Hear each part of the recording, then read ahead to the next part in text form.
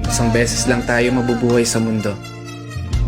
Kaya naman, dapat sulitin mo na ang bawat segundo nito.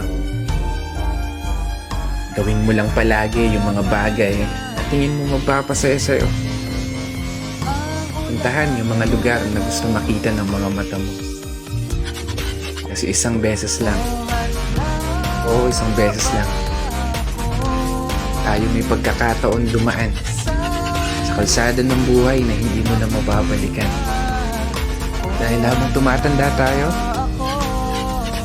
meron tayong isang bagay na malimit na kakaligtaan. Yun ay maglaan ng oras para sa sarili nating kaligayahan.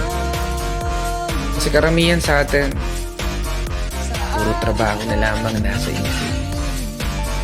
Sa pagtulog na lang dinadaan yung pahinga habang namamasyal sa panaginip. Paggising, trabaho ulit hanggang sa hindi mo na magawang mas